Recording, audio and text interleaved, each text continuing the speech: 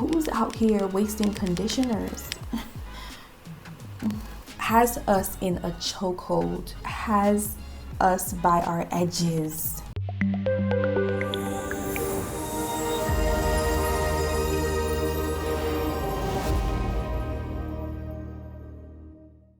Hey guys, welcome back to my channel. So today I want to speak on a few hair trends that I believe that we need to leave behind. And as a disclaimer, I'm actually guilty of partaking in some of these hair trends, but I think we need to leave them behind because we know better. So number one, I think we really need to leave trimming our hair in twists.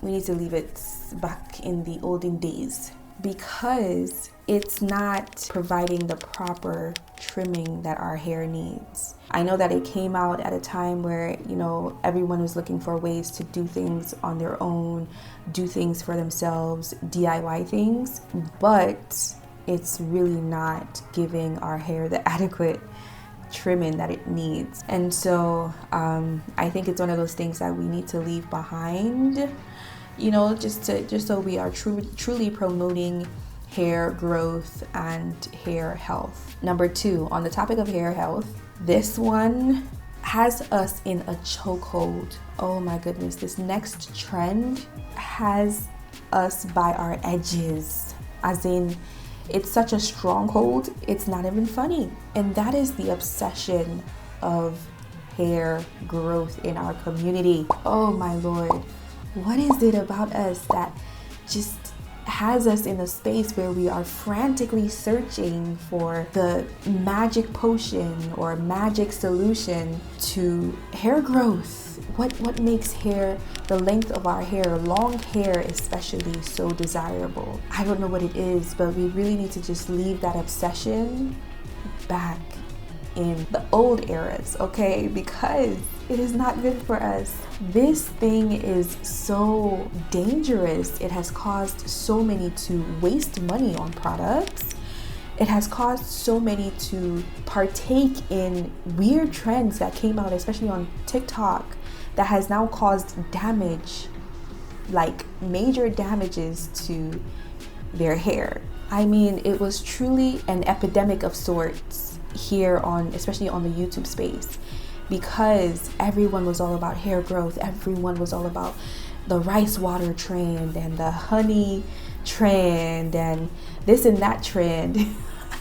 And there was just so many of them, to the point where I believe so many of us, me included, fell victim to believing YouTubers who had naturally long hair, who somehow successfully were able to grow out long hair, which is something that we don't see often. I think that's what really was intriguing about the whole thing.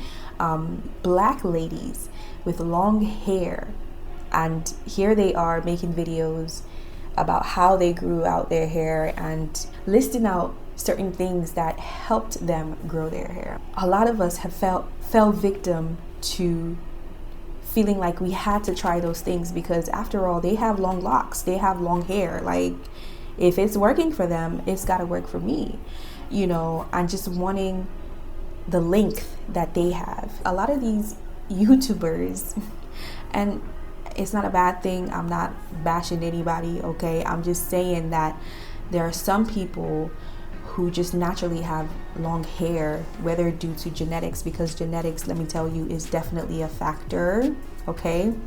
Who naturally had long hair, made YouTube videos about their hair journey, but turned it into a business to where now they're selling oils and mixtures and butters and whatnot, to help grow your hair.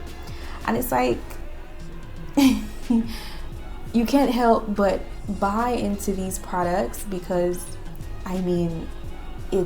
they have long hair. They have the evidence that this thing is growing hair, supposedly, but it's really not. It's more of the way, their ability to grow long hair and their genetics and their hair history. It doesn't mean that what they're selling will absolutely work for us. But a lot of us fell victim to that. And it was truly an epidemic here on the YouTube space. I mean, everything was about hair growth and try this and try that. And I'm not saying everything doesn't work. I'm saying that there are a lot that does not work. And in fact, there are some that do the sheer opposite, and unfortunately has caused major damage to some ladies' hair. Another hair trend, this is in terms of style, that boohoo braids style, that was like a trend. Am I the only one that did not hop on the trend and that thinks that the trend needs to come and go? Like, it's time for it to go? I don't know, it just doesn't look good. And I haven't seen anyone who has made a video about how long you can rock that style for. Because how long will the strands that you leave out stay a certain way or that certain way? And it's definitely not a style that is built for all hair types either, but nobody's talking about that. But anyway, yeah, that's a trend that needs to stay in the past. Another trend came out, and it was really popular, of, you know, these hairstyles, those 90s beaded hairstyles, like single braids hairstyles, but you know, you do it with your natural hair. So I saw a lot of natural hair ladies, you know, braiding their hair, single braids, you know, doing the single braids on their hair and then putting beads on the end of their hair, like their natural hair. I don't know about you, but when you take that hair, that strand of hair, and you put beads at the end, you have to wrap it and then tie the end here with like a black rubber band, and that's not good for your hair. My question is, how are you guys taking down these hairstyles? That's a real question, because depending on how you're taking it down, it's probably causing, I would be willing to bet that it's causing more damage than good, because you should not be doing that with your hair, your natural hair. It's fine with weave, but with natural hair, very questionable. So we should probably think about leaving that trend back in the backpack, in the backpack bag. Okay. Co-washing, sis.